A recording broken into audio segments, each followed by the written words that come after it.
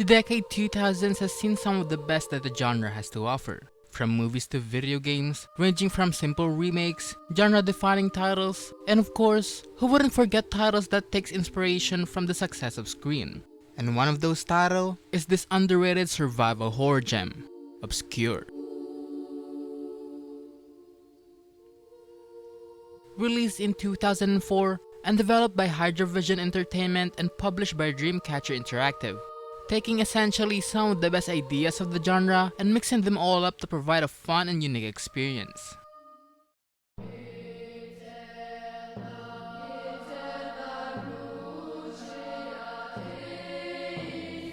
Obscure's story is just your typical teen horror movie plot, following a group of stereotypical characters thrust into the middle of a conspiracy that spans a century, when they all stay at their school campus at night after one of their friends disappears.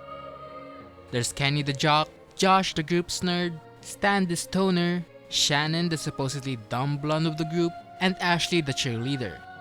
You'll have to control these 5 to uncover the mystery of Livermore High. Each of them has their own set of abilities that you can use at any point in the game. Josh can inspect each room for supplies or key items. Kenny the jock has the ability to run for a short period. Shannon can provide useful tips and can effectively heal others. Meanwhile, Ashley can deal more damage, and Stanley can open locked doors instantly. While the game might be poking fun of the teen horror genre by making their own characters very stereotypical, I like how they still subverted it by making the blonde the smartest in the group, and the cheerleader be the strong and aggressive one. And certain dialogues in some cutscenes will also differ based on who you're playing as, adding a little bit of replayability even if the story itself won't change. The game takes massive inspiration from late 90s to early 2000s teen horror flicks, most notably the 1998 film The Faculty, another movie dealing with monsters in a high school setting complete with its own cheesy character introduction scene. And the two are actually so alike that I would even go as far as to say that you should definitely watch the movie first before playing this game. Livermore High, the game's setting, is pretty interesting. It's not a creepy mansion in an alternate dimension that will make your fears come to life. Instead, it's just a normal high school with a not so normal basement. It's pretty clear that a lot of work has been put into implementing the environment. Almost every item around you can be interacted with. Chairs would be pushed off if you walk towards it, and any glasses seen could break, whether be it a window, cabinet, or a computer screen. But I'm sad to say that while the game may look curiously beautiful in some places, the characters involved in the story do not. The character models for the playable characters look so cartoony and, dare I say, even ugly. Meanwhile, side characters like the principal or the school nurse seems to have a much better detail put into them. And the models for the creatures, while some are distant enough, some still looks like they're from another world. Namely the infected humans, which looks like straight out of a cartoon, with their silly proportions.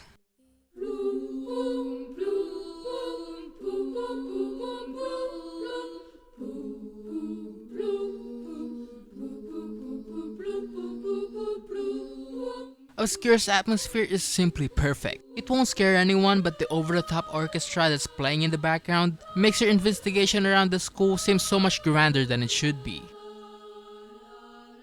The gameplay for Obscure features some of the staples of the genre at the time, such as the fixed camera angles and tank controls, limited saves, and many more. But one thing that sets it apart from other survival horror games is the implementation of co-op. You won't be alone investigating the many secrets of Livermore High, as you can easily plug in another controller to take control of your partner, a feature that will become prevalently seen in the genre later down the line. Unfortunately, I never got to test this unique feature of the game. Instead, I've played the entire campaign alone with an AI partner. When playing solo, you'll be able to switch between the AI controlled character and yours in the middle of battle with just a press of a button. And you will have to do this as the AI is simply way too dumb to protect itself. It has no mind of its own and would sometimes only move and shoot whenever it wants to, so you'll have to manage both characters at the same time or else you'll meet a rather tame demise.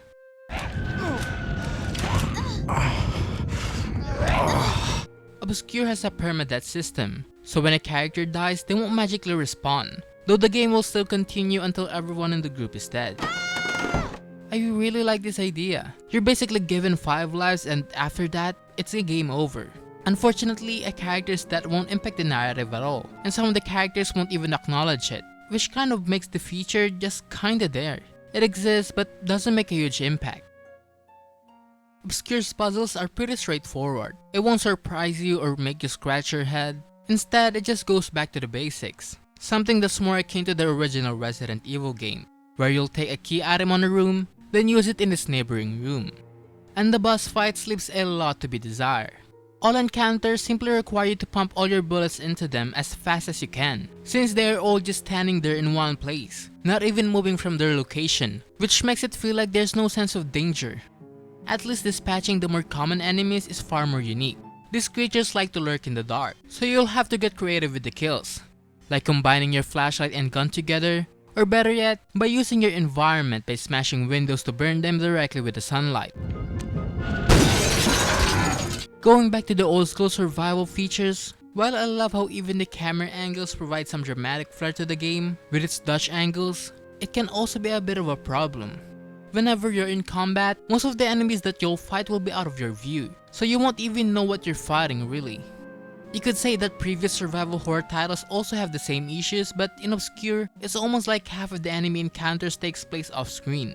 And its UI and inventory system, while looking simple enough to understand, is really more of a hassle than it should be. It requires a lot of button pressing just to be able to switch to a different item, and it's also very difficult to know your health status in game.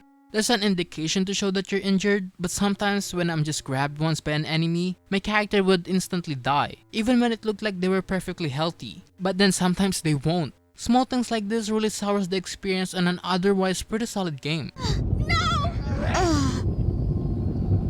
And in addition to its problems, the Steam version of the game doesn't support mouse control at all, so everything is cramped up on a keyboard if you're not using a controller. This makes the already awkward controls more awkward.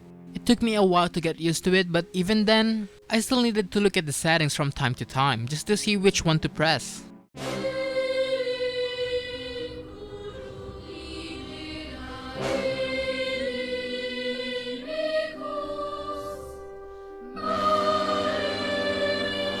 Of course, like every other game, it still has its fair share of bugs that ranges to annoying but harmless to a literal game breaker.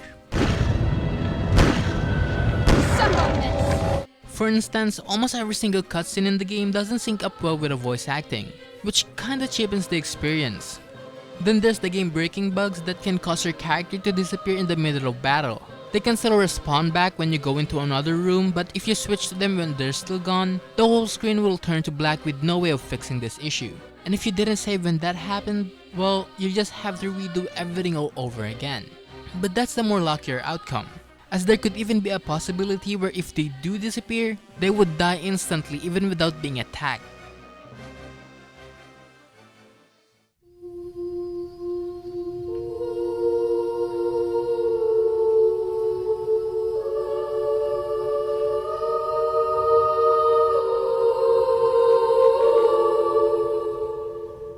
In conclusion, Obscure is a fun, underrated game that makes fun of the genre without ever becoming a parody. Something that horror movies today seems to do a lot after the 80s resurgence, which makes Obscure so ahead of its time. And its main selling point, the co-op, is also something that the genre will be using in its 7th generation of gaming, which further proves my point. What the game may lack in quality definitely makes up for with its entertainment value. It's a game that you shouldn't miss.